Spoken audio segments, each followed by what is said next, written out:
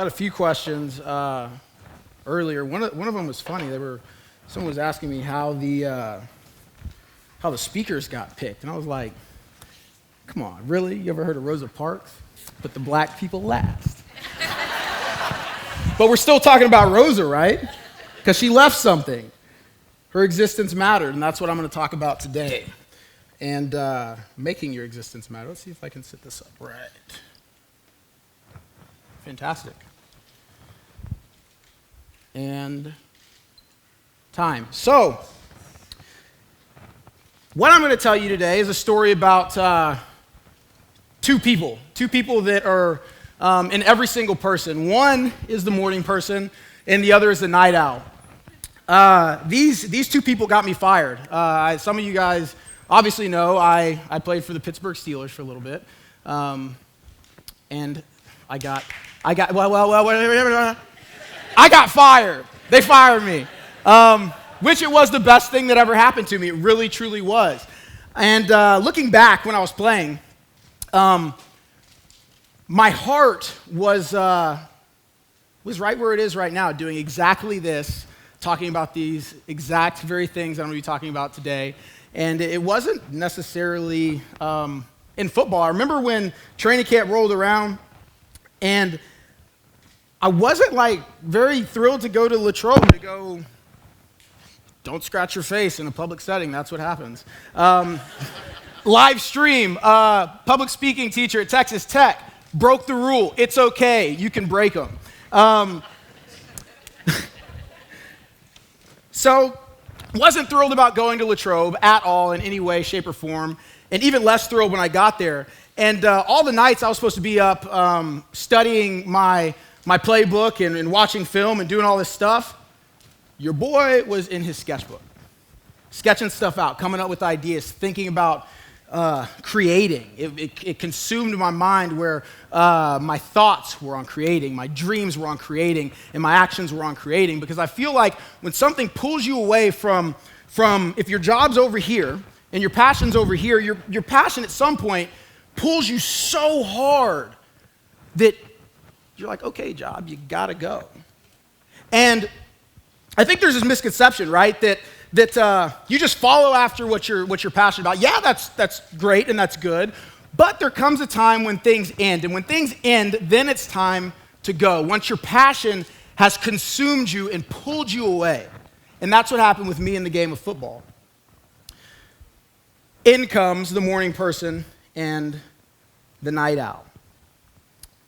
See, the morning person, as you can see, he's laid back, he's chill, and he's ready for the day. He is focused, he's hungry, and he chases, because that's what the morning person does. The morning person wakes up, and their existence is to chase. And as creatives, the thing that drives it all, the gas that makes the engine go, isn't talked about very much. But for me, it was like jet fuel, because that's all I lived, was competition my whole entire life. So when I got out, it was just like, I just gotta hustle? Are you telling me I just have to out-hustle people? That's it? That's it. That's it. So that's why the morning person is so essential, because the morning person chases and chases and chases. Who does the morning person chase? The night owl. And what does the night owl do? The night owl stays awake, and his eyes are big, and he's intentful, and he plans out. And the night owl is a strategist, and he thinks about the things that he does and why and how they're applicable and if they'll work or not. And he stays up because he knows that the morning person is chasing. And then there comes a time when the night owl gets tired and his eyes close, and he wakes back up, and he's no longer an owl, he's the morning person again. And it starts over. And that's my whole mentality to every single thing that I do, it is the hustle. Because what is the worst thing? Guys, what do you think the worst thing in life is? I hear it a lot. They're like, when you stub your toe, that's terrible. I hate that. What's another bad thing? When you when someone does like one of those silent burps or something in an elevator, like, and really ticks you off, or maybe it gets a little bit worse and you get a ticket from the Pittsburgh parking authority and they ticket you and you're just like, gosh, that's terrible. Or at worst, you die, okay? But what gets worse than that? I'll tell you what gets worse than that. What gets worse than death? Being forgotten. Not existing at all. And you're like, well, how can that happen? How can you just not exist at all? How can you go throughout life and live and people know you and you just don't exist? You don't leave anything that matters. People do it all the time. Do you know how big the pool of messiness is and black goo that is forgottenness? That people just willingly like jump in? Like, that's crazy, right? When all you have to do is hustle, create, be proud of the things you make. People ask me, well, what the heck is your job, Baron? What do you actually do now? How do you make money? I'll pull out a business card. I had a problem coming up with what my business card said because I wasn't quite sure what to title myself as. I was like, I do a lot of different things. So what I came up with, it says, I do things I love, and I do them well. I mean, is that not like the goal, right? To do things that you love, that fulfill you, that make you wake up and hustle and chase and make you stay up so you won't be caught. In the split seconds where you get to go to sleep, you wake up and you're chasing again. Is that not like the goal? Because if it's not, you'll end up, and in my opinion, one of the worst places, and I'll never know you're there because I won't even remember you. Nobody will. Nobody will. So this big fear of mine, and I'll jump to another thing. I think that what motivates people? What is the best motivating thing? For me, it's that thought. So that thought scares the crap out of me, and it fearfully motivates me. So every day when I wake up, the thing that makes me hustle is the fear of being forgotten. What makes me stay up? The fear of being forgotten. So at the end of the day, this is not my art. These are paintings. These are assorted blocks of color and shapes and that are applied in a desirable pattern that you see as desirable, hopefully. That's all a painting is. That's all a painting is. Anything that you make is just a thing. Where have people went wrong and stopped thinking that they are what is important and their things are, and that they're not the people that are important and their things are? Like for me to be like, look at these wonderful paintings, yeah, that's all well and good, but when does it become art? When does it become art? When you look at it and you leave, and if I walk out of here and drop dead right at the after party doing the Bernie or something crazy, and I'm dancing and I have a heart attack, you are my art. Because even though I am not here anymore, you take me with you. And I think as a creative person, is that not the coolest thing that you can ever do? Is to give it all away? Is to give it all away as creative people? Have we become hoarders of knowledge? I love what one of the other speakers said. He said, give it all away. Give it all away. Everybody wants it all. Everybody wants it all. I want it all. But you know the trick to getting it all? You got to give it all away. You got to give it all away.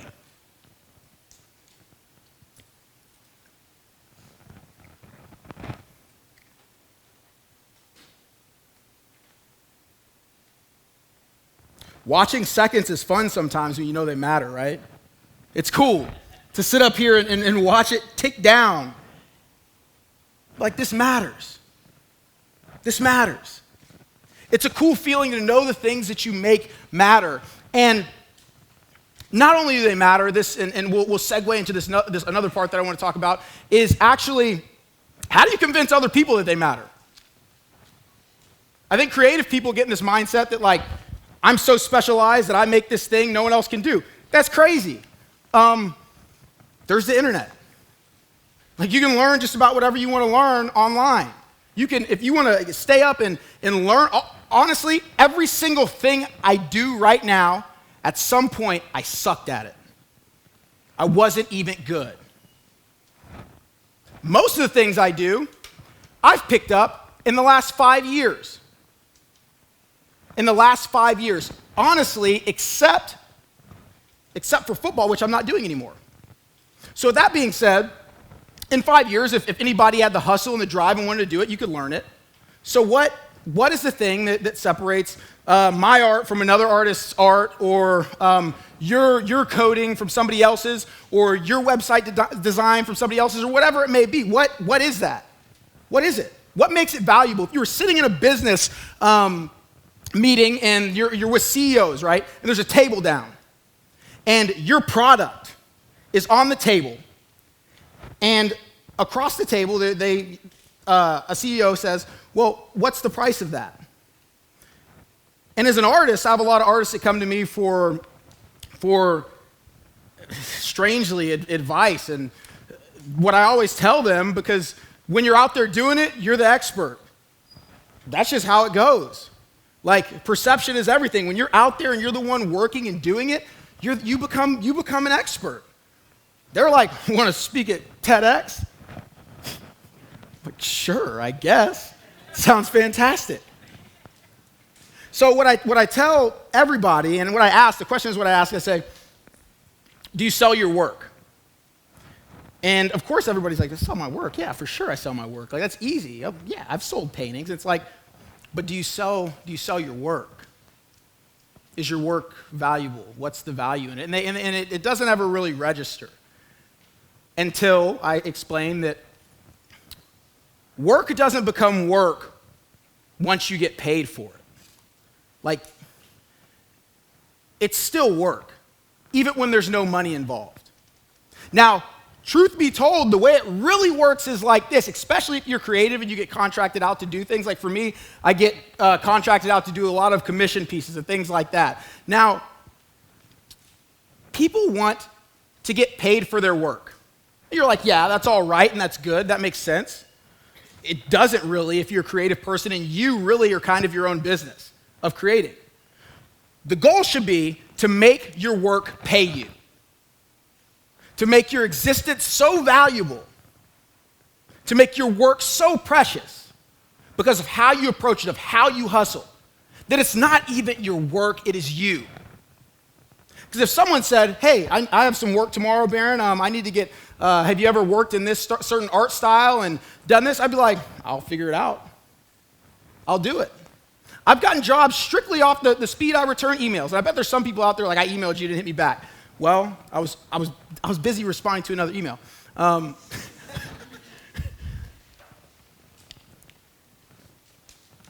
Your existence is the only thing you should be striving to give value to. And I've learned this in the most profound way, which is walking away from the game of football. My head was not in football. Really, the last couple of years I played. And a lot of you, who's Steeler fans out here? There's a lot of Steelers fans. Well, I'm about to piss you off. Because a lot of people are like, and I heard it. I hear it all the time when I was doing all these things, the salsa, the art, the speaking, while I was still playing. You're so distracted. Gosh, you could help Big Ben win ring number 7. Like, a ring, really? A ring based on forgottenness or remembrance? A ring? A ring based on your existence? Or anything in that matter? A job based on your time you have on the earth? A paycheck? Really? Take all the money in the world that you want and jump into that pool and jump into that abyss where it's forgotten. You know who knew how rich you were? Nobody gives a shit. Nobody. And that's a fact. That's a fact. I've seen some of the richest people be the most miserable. And it's so cool to see and to hear Ian in the work that he's doing in Haiti, because I've been there. And he'll attest that some of that, the happiest people I've ever seen are right there. And yes, it's easy to say, well, yeah, it's easy to say that, Barron. Like, you played in the NFL and you saved up and you did all these things and now you can afford the luxury to paint. Now, there's nothing truer than this, guys. Like, no matter what you do, and I'm blessed because of that. I won't get up here and lie and say that's not the case. It was awesome. I loved playing every second because I loved competing. Now, all the external stuff, I didn't like that too much, but I loved competing. I loved the hustle. And when I realized that it was just always the hustle, and it wasn't scoring touchdowns or attention or fame or money or anything else that came with that, I was like, I'm good. I can hustle at anything. People are made that way. People are made to be hustlers. No one wants to think of it like that, but people are made to be hustlers. Why in the world, or how did it get to the point where people dumb themselves down to not be multifaceted in what they are, to be human? Humans aren't made for that. To be a human means you can pick a lock. You can code a website. You can play a sport. You can change a diaper. You could map the stars. You could build a ship. You could sink a ship. You could plan a war. You could prevent an invasion. You could strategize. You can be successful, you can be a failure. You can be the best and you can be the worst because you're capable, because you're human. But a paycheck sounds real nice. Like, I wasn't even an artist a few years ago.